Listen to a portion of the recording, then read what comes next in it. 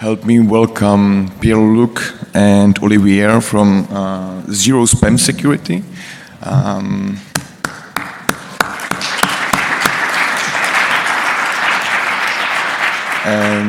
And enjoy the talk on Emotet. Thank you. I'm very happy to be here to present you this talk. It's funny because the last talk was about also using machine learning to help security experts do their job. And that's going to be the case again here. We're going to talk about how we are able to detect and block an emotet carrying email conversation thread hijacking campaign through our use of clustering. My name is Pierre-Luc Vaudry, and this is Olivier Coutu. We're both working at ZEROSPAM, which is an email security company that offers an email filtering service that's available globally. And basically, we filter millions of emails per day. And Olivier's job is to adapt our filters on a daily basis to keep them up to date with always evolving threats. And my job as R&D director is to research anything AI related to better support the operations team. I now give the floor to Olivier for the first part, which will be about the story about how we were able to detect and block this email conversation hijacking campaign. And I'll give the second part in which we'll go under the hood to see how we did it.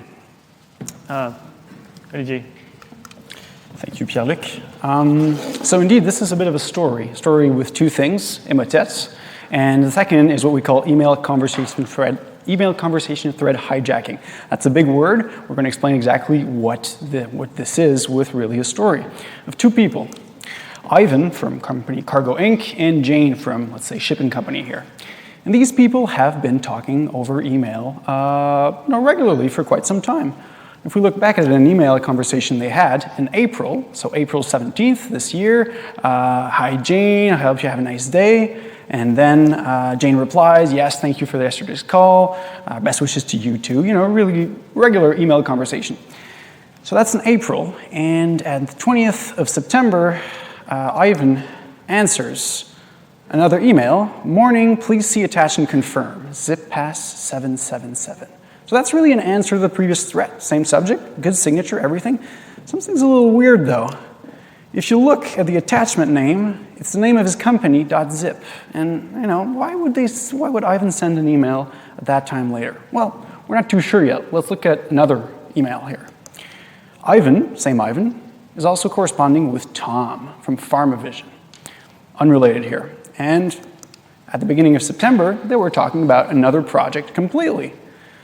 Hi, Ivan, can I get an update on this? And on the 20th, Ivan answers exactly the same answer. Please see attached and confirm zip pass 777. Same attached file. Now, something is definitely wrong here. And indeed, what happened? Ivan got infected. So how does this work? This is what we call email conversation thread hijacking. How does it work? Well, a user gets infected. It might be the server, it might be weak credentials, it might be phishing, it can be a lot of things. But a user gets infected and that user's emails are all siphoned out. They're sent out to the attacker to be replayed at some other point in time. Might be weeks, might be months. And so there's this new email that is sent as a reply to the previous one that looks very legitimate. It's going to include the signature. It can include an attached file that references the name of the company. So something that is very, very convincing to the end user. And of course, in this case, it contained emotet. So that's not something that you want to open. Now, this type of attack is not exactly new. If we look back in time, the first reported instance we could find was by people at Palo Alto Network in 2017 that reported that North Korean hackers were using this type of fake reply there to real conversations to gain intelligence on high-value targets. But that was very, very low volume. That was something more akin to spear phishing than the mal spam campaigns such as Emotet. It took actually almost a year, 2018, to start seeing at ZeroSpam something like that appear. And it's quite interesting how this happened. Usually what would happen in a typical case of a new spam campaign is we're going through our daily lives, and then our users call us and they say, hey, you're letting something through, and then we see what's up. But in this case, what we found is that users were releasing emails from their quarantine with what we thought were potentially malicious files. So we thought, well, maybe we're wrong, these emails look quite legitimate, but stepping back with this bird's eye view, we could see that something was amiss by seeing those multiple emails that from unrelated conversations with the same answer, that something was definitely wrong. Now, at that point, we would only see half a dozen such emails every week, so very low volume compared to the millions of emails that we filter every day. But we kind of kept an eye out on this type of campaign, see what was happening. Now, at that date, we had never heard of Emotet. I had never heard of Emotet personally. It was being sniff that was being pushed by these emails. But fast forward a few months, and Emotet is making the news. The phone is ringing. People call us, hey, do you block Emotet? And at that point, the Trojan was very effective, but it was being sent through cruder means, regular fake invoices. Annoying, hard to block, somewhat convincing, but still kind of out of the blue, so not really as convincing as a reply to a previous email. And so, ZDNet reported in April of this year that Emotet had started using this MO, this way of sending those emails, to infect its victims. And at that point, we were seeing hundreds of such emails that were blocked every week in a quarantine. So definitely it was picking up some momentum. And finally, in August of this year, we picked up our first cluster, our first sizable wave of such emails using clustering. Now, this is kind of the reason we're here, really, because it's very interesting. Our clustering algorithm was not looking for something like that. We'll get into the details a little later exactly how it did it, but just to give you some context on the next slide, what we're going to see is we have a lot of car dealerships as customers, and car dealerships tend to send emails to one another. And what happened is there was a dealer that was not protected through our service that had got infected and started sending these infected replies to our customers. And what we saw was that there were, within a 10-minute span, there were 45 emails that were sent to our customers with very different subjects. If we look at this, reply, new car catalog, reply, forward, updated price lists, and even in French, reply, problème de miroir, modèle CV17. Now, these completely different bodies there looked very different if you only looked at one, but then if you look at the big picture, something was happening. Now, an important part that we don't see on this slide is that what helped us identify that was that all the attached files had the same name. They had the name of the company that was infected in this case. You might be wondering, why would a email security company be interested in putting together clustering emails? Our job is really around blocking them more than understanding the threats usually, but those are actually closely related. Now, you see, in most cases, if we're dealing with such an insecure medium as email, there's going to be some cat and mouse going on between the security companies and the spammers that find new ways to send their spam and send their malware campaigns. So what used to happen is that there was a new campaign that was launched, and then we were blissfully unaware until our customers started calling us saying, hey, there's something you're not blocking. And then our rules engineering team had to scramble and really understand what was happening, what was the scope, what were the indicators of compromise, then develop a patch, test it, and deploy it. And this would take at least 30 minutes and could go into hours territory. So that is definitely longer than what we wanted.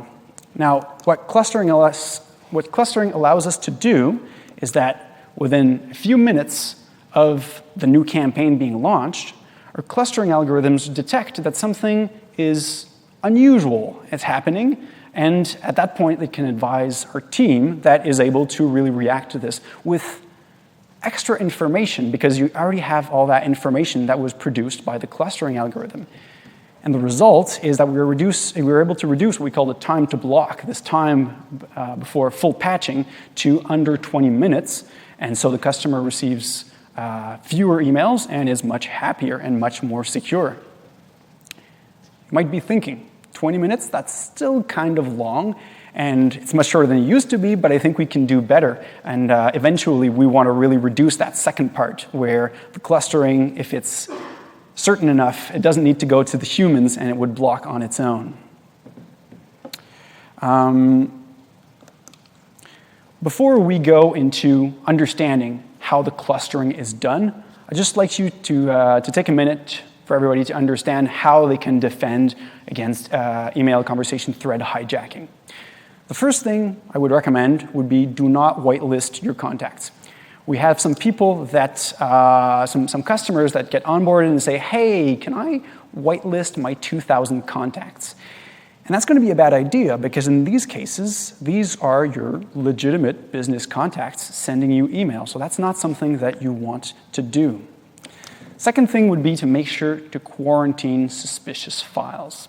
And ideally, if you can make sure that only your admins are able to release them, this is better because the admins have access to what I called earlier the bird's eye view, this idea of seeing, why would I get so many similar emails together? Whereas if the users only see their own, reply to a conversation they've had before, they're much more likely to release these very convincing emails with these dangerous files.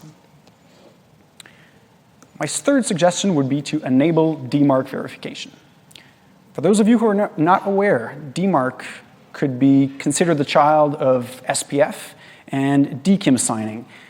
And together, they allow a very robust defense against spoofing of the domain name. And we've seen a lot of those emails blocked through DMARC verification, and even more would have been blocked if people had correctly published their DMARC records to prevent spoofing in this case. Oh, one last thing. If there's any AV vendors in here on the floor, I would recommend trying passwords 1234 or 777 by default because they seem to be very popular with spammers. Pass it over to Pierre-Luc for Under the Hood. Thank you, Olivier. Now, as I said earlier, we're going to go under the hood to see how this clustering-based campaign detection scheme works. But first, why use clustering in the first place for email filtering? Let me present you with 3 definitions, which would be helpful in answering that question.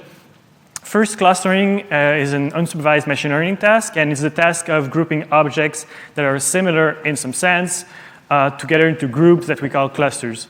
The in some sense is important here because we want to define our similarities so that we can end up with clusters that correspond nicely to email campaigns. And here an email campaign is a coordinated set of individual email messages that are deployed across a specific period of time with one specific purpose. And the fact that they are coordinated and they have one specific purpose will have the consequence that they will have things in common that we can use to cluster them. And the fact that they are over a specific period of time will enable us to pick a slice of time and use that as data for our input for our clustering. And once we've got our clusters that correspond to email campaigns in general, we can always analyze the content of those clusters to determine if they are spam campaigns or legitimate campaigns. And in that, I mean, by spam campaign, I just mean a particular case of an email campaign that where the means or purpose are not legitimate. So that's nice. We know how, in theory, we could use clustering to help in email filtering. But does that work in practice? Well, yes, it works pretty well, in fact. So here you can see the interface of our own email clustering implementation. You can see there's a list of clusters that correspond to email campaigns. And if we look at the third one from the bottom here, you can see that's a spam campaign, and that is totally blocked. The second one here is a legitimate commercial campaign, and it's not blocked at all. But if you look at the first one, you can see that it's partially blocked, and that's a red flag, and we can set alarms on that, and that's exactly what happened with the car dealers that got infected. And we can also analyze other characteristics of the clusters. For example, we have the subnetworks column here, where we can see the number of subnetworks the emails come from inside a cluster. And we also have the number of organizations to which the emails go to. And if those numbers are high, we can set an alarm on that because it's suspicious, so that our rules engineering team can do something about it. And if we zoom in on, for example, the third one, the spam campaign, here's what we would see.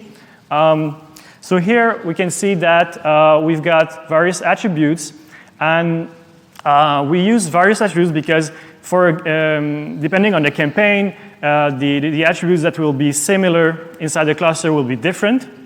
And so only a subset of the attributes need to be similar to be so that emails can be clustered together.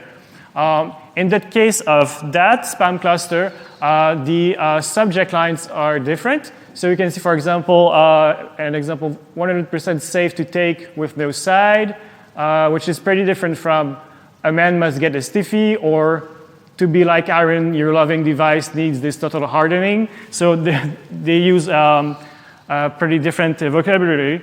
And also you can see that the sender is pretty varied also. Whereas, if you can see in the next view, the sizes here in this column and the local part of the message IDs show some similarity.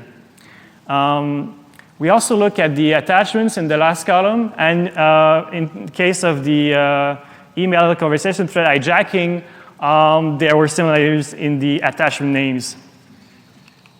If I can take a second before the mic works.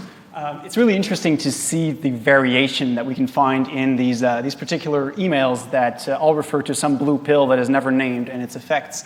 And so in some way, it makes our job a little harder, no pun intended, but on the other side, it really gives us a chuckle on the idea that we have to deal with such over-the-top strings on a daily basis.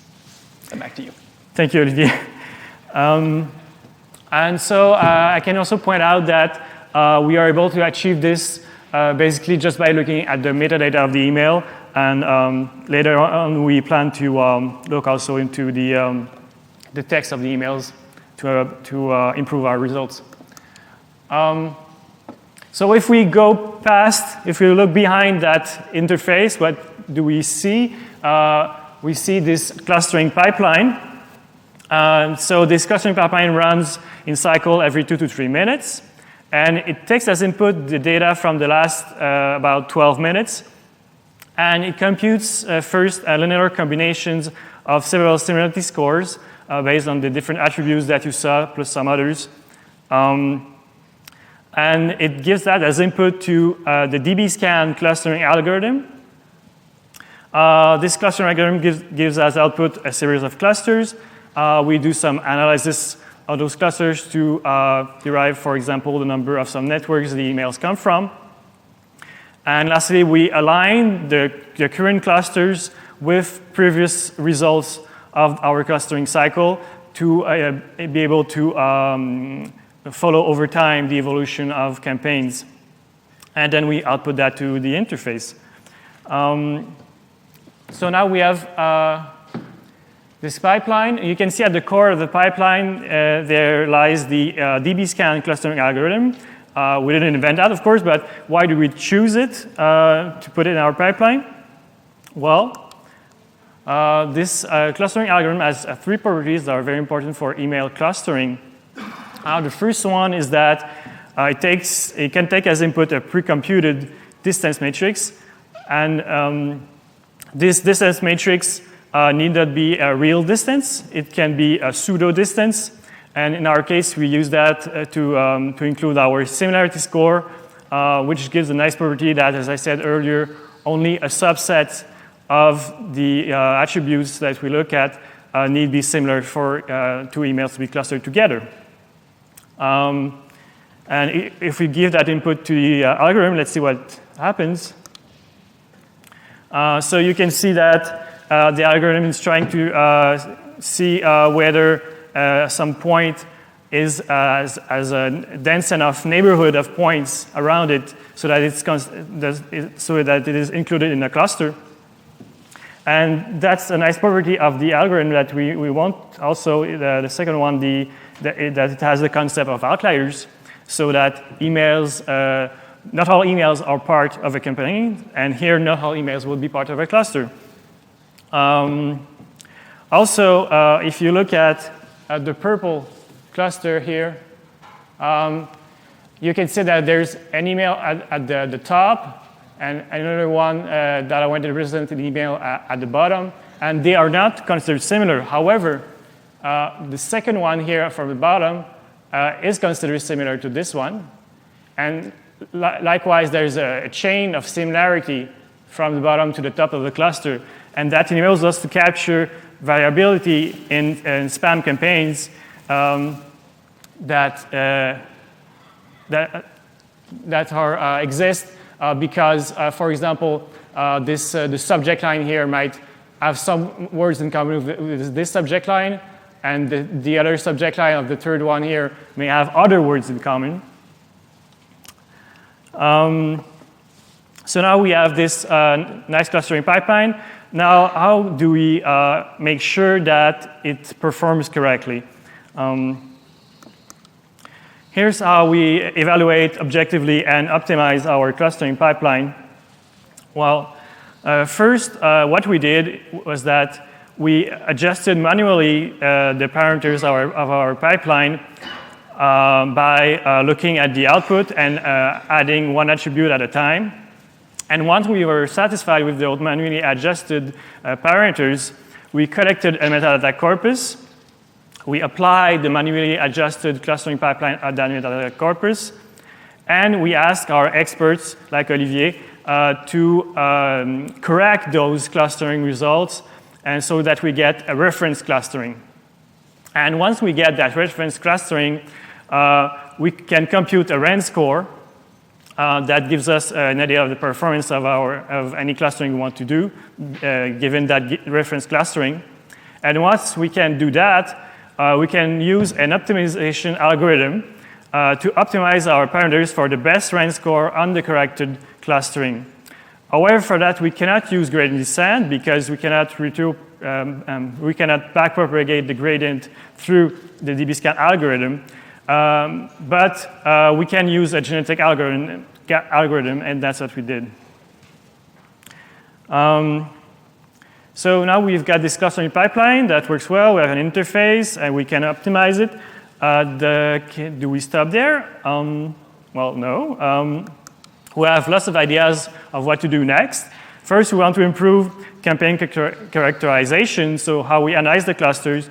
We want to improve how we monitor campaigns over time. We want to be able to block an entire campaign based on the result of clustering, and we want to do that automatically.